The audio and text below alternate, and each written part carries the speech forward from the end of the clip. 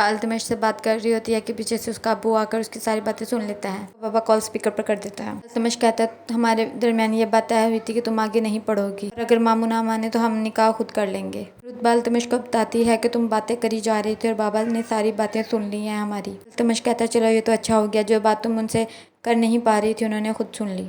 रौनक अस्का को कहती है कि भाई साहब के असूल हमारे लिए और थे और अपनी बेटी और बीवी के लिए और हो गए। अस्का कहती है आप हमेशा मामू को ही क्यों कसूरवार ठहराती हैं? स्नोबर फूफा ने कौन सा अच्छा किया है मेरे साथ? प्यारी नहीं हूँ, पढ़ी लिखी नहीं हूँ, आखिर मुझ में कमी क्या है? अस्का की अम्मी कहती है तुम्हें कमी है, तुम्हारे पास रुतबा के जितना पैसा नहीं है। तुम्हें ये नया नक्श कद काट हुसन किस लिए दिया? तुम उसे फंसा ना सकी और रुतबा तुमसे बाजी ले गई। कहती है इस बाजी को तो मैं उलट कर रहूंगी। अस्का कहती है आपने स्नोबर खाला को देखा है किस तरह रुतबा के साथ मीठे होकर बात करती। रौनक कहती है उनकी ज़बान में रुतबा का पैसा बोलता है। रौनक को अपनी माजी में गुजरे हुए पल याद आते हैं। रौनक बाबा उसे कहता है नवीर अली खान क्या है? ये नाम और इसका पता लोग अपनी पेशानी पे लगाना खुशनसीबी समझते हैं। तुम एक मज़ारे के लड़के के साथ इन्वॉल्व हो, तुम घर से नहीं निकलोगी। उस लड़के के साथ घर से चली जाती है और वो उसे पकड़कर दोबारा लाते हैं। मेहर अली खान खुर्शीद के पास आता है और कहता है तुम रुतबा को पढ़ा दिया करो। खुर्शीद कहता है मैं तो पढ़ा दूंगा खालू, आप उसकी सब बदतमीज़ियाँ आपके लिए बर्दाश्त कर लूंगा, लेकिन वो मुझसे कभी नहीं पढ़ेगी। रौनक को कॉल करती है और बताती है ये दोनों बच्चे आपस में कोई बात कर रहे थे और वो मेहर अली भाई ने सुन ली है। रौनक कहती है मेरे तो पाँव में मोच आ गई है, आपको जाना चाहिए और डट कर बात कीजिएगा, डरिएगा नहीं।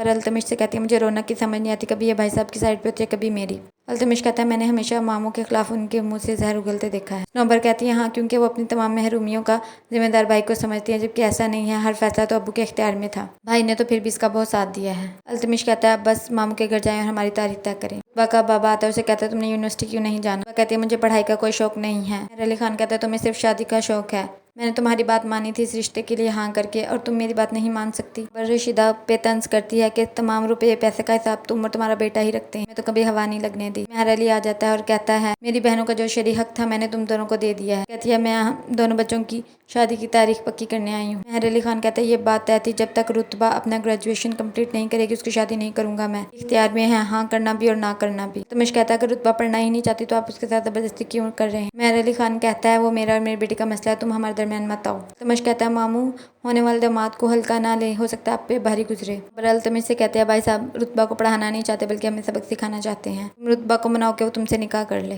शीद अपने खालू को हिसाब किताब देने आता है, तभी रुतबा आ जाती है। कहती है आप मुझे मेरा मोबाइल दे दें, आप मेरे साथ जबरदस्ती नहीं कर सकते। मेहर अली खान कहता है मैं तुम्हारा बाप हूँ और मुझे हक है जो चीज़ तुम्हारे लिए नुकसानदायक है उससे दूर कर दूँ। तुम्हारी परवरिश की, तुम्हें इतना प्यार किया, लाड उठाए तुम्हारे, ये सिला दे रही हो मुझे। रुतबा कहती है अगर आपने मेरे साथ जबरदस्ती की तो मैं आपको छोड़कर अल्तमश के पास चली जाऊंगी। मेहर अली खान रुतबा को थप्पड़ मार देता है। रुतबा कहती है बाबा को मैं अजीज नहीं हूँ, बस उन्हें अपनी अना अपनी जिद प्यारी है, और खाला आपने ही उन्हें उल्टे सीधे मशवरे दिए हैं। फूफा रौनक फूफा बिल्कुल ठीक कहती हैं, जितने आप लोग अजीज हो उतनी तो मैं भी अब अजीज नहीं रही बाबा के लिए।